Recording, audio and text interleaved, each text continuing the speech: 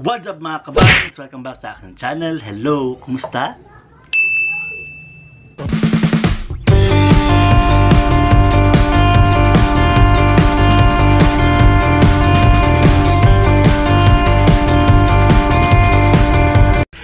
Ayan, sa mga bago pa lang sa aking channel, please huwag kalimutang i-click ang subscribe button at bell notification para ma-notify ka every time mag-upload ako ng bagong videos. At kung gusto mong sumali sa aking Kabangs Nation, add mo lang ako sa Facebook at meron kaming group chat sa Facebook kung saan nag-i-interact yung aking mga Kabangs Nation. Anyways, ako ay magpa-product review na naman ngayon. So alam niyo na kung anong i-review ko. It's all about the Kili-Kili. Ayan. So bago ang lahat guys, ako muna ay magsha-shoutout and 3, 2, 1.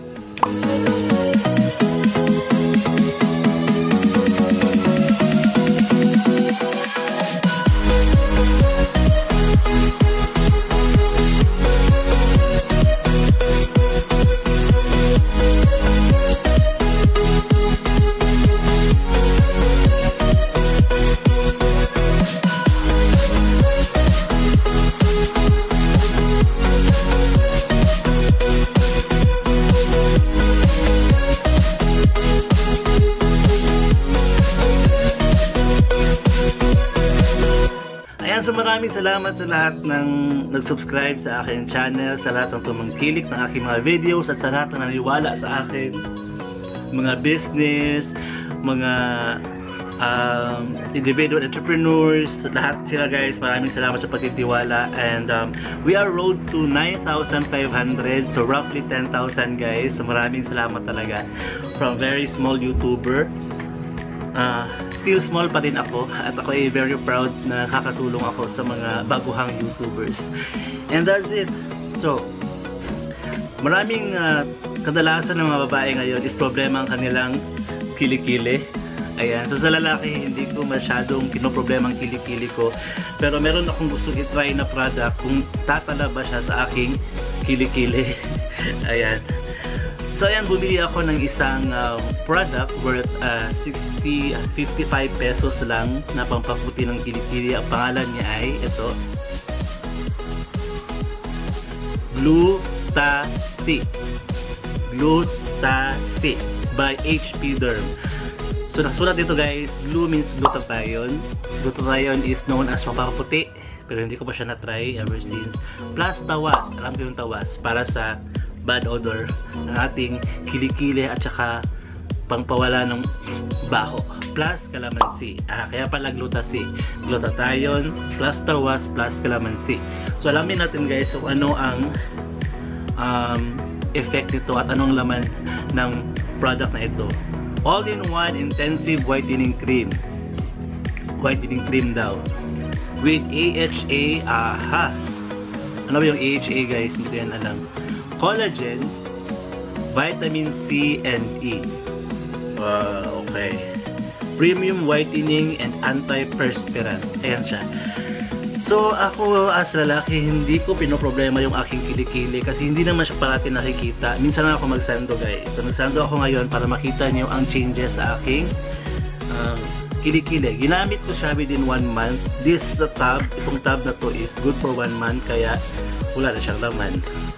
Ayan. Naubos ko na siya. So, pagkaubos nito, I decided to make a review kung epektibo. Kung epektibo ba talaga ang product na ito. Guys, huwag tayong mag-expect sa ganitong product kasi this is only 55 pesos I think. Bili ko nito, 55 pesos. So, hindi ko ini-expect na talagang puputi yung aking kilikili. Pero, ewan ko lang kung meron bang changes from the day na nag-start ako na gumamit ito. Kasi may nag-take ako ng pictures guys before ko ginamit ito. So ipa-flash yung pictures dito.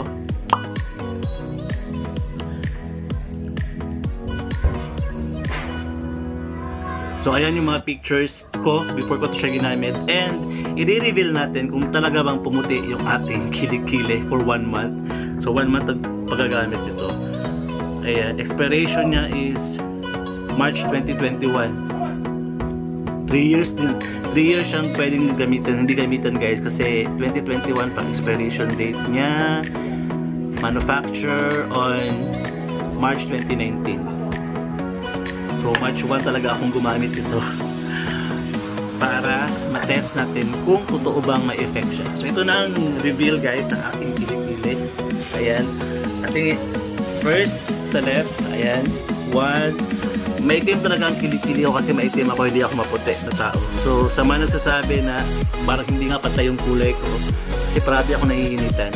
Ayan. So the big reveal is here and 3, 2, 1. Ayan. Look. Parang may effect guys, no? Ito yung aking left arm. Ginamit. Look. Parang siyang puputi talaga, no? Wow. For 1 month, mabuhok yan siya guys. Hindi ako nag-ahit ng kilikili kasi makate.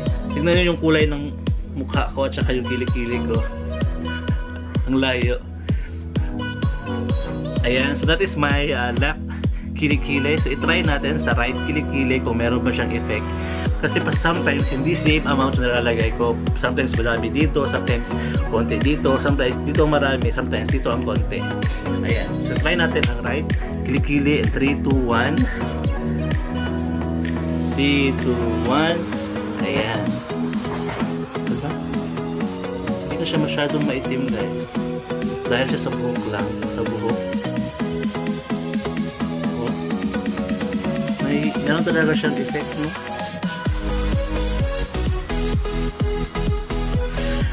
Ayan, so medyo sa halagang 55 pesos meron siyang effect sa aking kilikili. Maitim talaga yung kilikili ko guys kasi yun nga, maitim ako.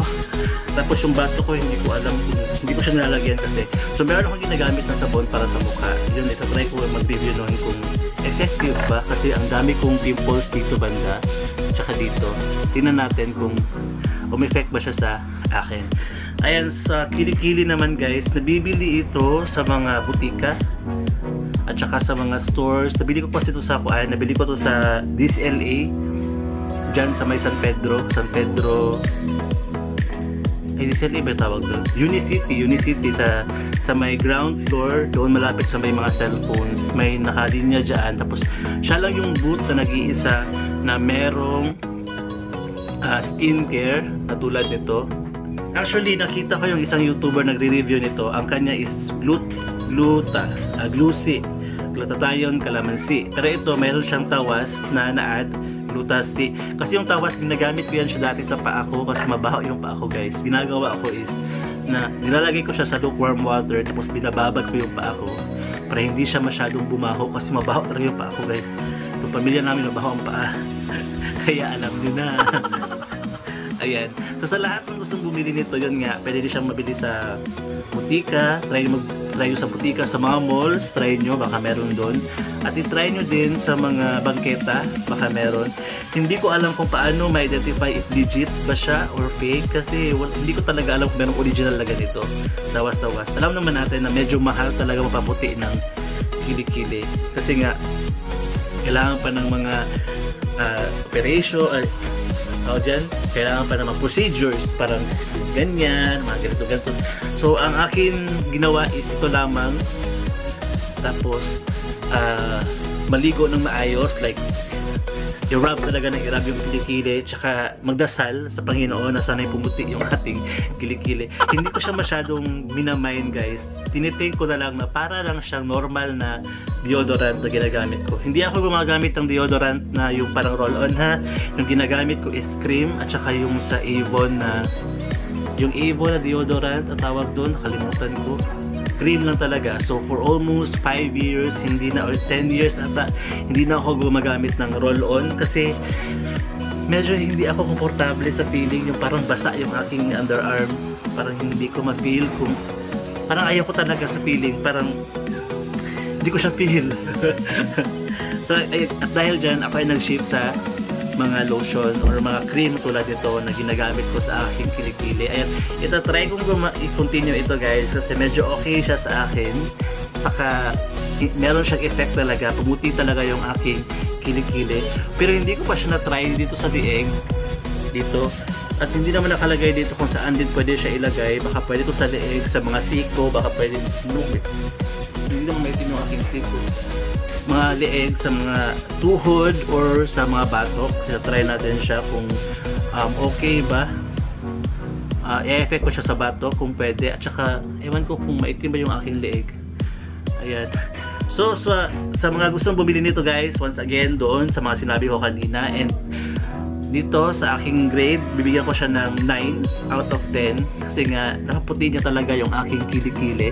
Hindi masyadong ganun kaputian, pero in fairness, meron siyang effect. Hindi ko ina-expect na may effect siya kasi hindi ko siya araw-araw tinitingnan na hala, pumuti na siya, hala, may effect na. Hindi. Tiniting ko na babalikan ko ang aking kilikili after 1 month kasi nag-picture na nga ako noon before ako nag-start gumamit ito. And that's it guys. Thank you so much for watching my video. Kung meron kayong product na gusto nyong ipa-review sa akin, mga ganito or any kahit mga skincare, meron may nagbibigay ng skincare sa akin pero hindi ko siya nare-review kasi nga baka magsapaw-sapaw yung ginagamit ko. Ayokong iba-iba yung nasa mukha ko. Gusto ko 1 month yun ang ginagamit ko, next month ito na naman. Ayan, if you want me to review any product, kahit foods pa yan or ganito or whatever, you can email me or send me something on my office para mabigyan natin ng tamang review. And thank you so much for watching this video guys. Please don't forget to subscribe to my channel and like this video. At i-share nyo lang din para makashare kayo ng tips sa mga babae or lalaki may problema sa kilikili, sa may team na kilikili. At saka matulungan din natin silang mabusan kanilang confidence. And thank you so much for watching guys and always love your family. Bye!